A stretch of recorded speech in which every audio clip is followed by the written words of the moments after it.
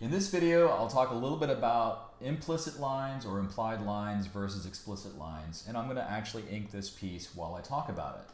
So what is an implied line? An implied line is something that the mind fills in. So if you look at this penciled piece right here, the right-hand side of the figure's head is not drawn in, but your mind kind of assumes that something is there because I've got other facial features that are already established. So this is something we can take advantage of when we're actually inking. So I'm going to drop the opacity here. I'll come back in with my black ink and let's get started. So by not putting the nose line or like the ridge that connects the nose between the nose and the lips, we're kind of assuming that that is there.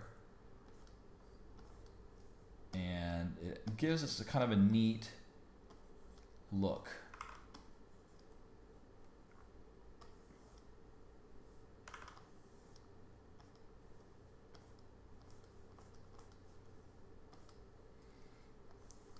An explicit line is a line that is fully visible and it helps denote information about the form. So you can't have only implied lines, you have to have some explicit lines in order for those implied lines to also read. So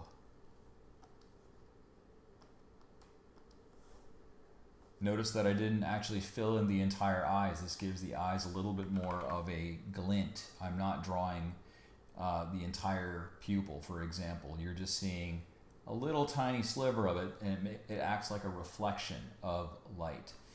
So I've actually added the outlines here. Let's now turn off my pencils layer and let's go ahead and kind of fill this in. We want to add some black fills. Black fills will really anchor this piece.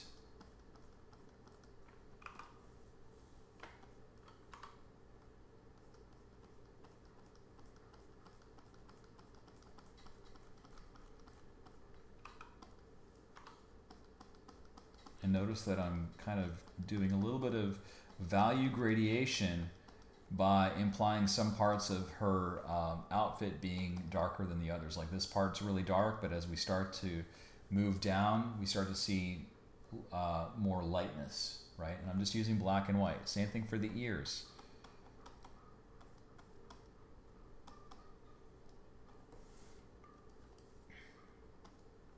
I could even throw a nostril in there. I could even say, for example, color the lips. Let's close that gap there. And we have something that is now implying that form. So this stands alone. We don't have to draw every single line in, but it's up to you to be able to clearly communicate your point visually. So you can have implied lines and use those along with some explicit lines to help create some visual interest in your form. So that's a little bit about implied lines. Give it a try, you know, and see how that works for you. Now, the only challenge is that later on when you start to color, you have to do a little bit more legwork because you're going to have some areas that are obviously open. But the only reason why I close a lot of my gaps in my own drawings is because it makes it easier for me to color. But the implied line style is something that is pretty popular. Many inkers and pencilers use this style.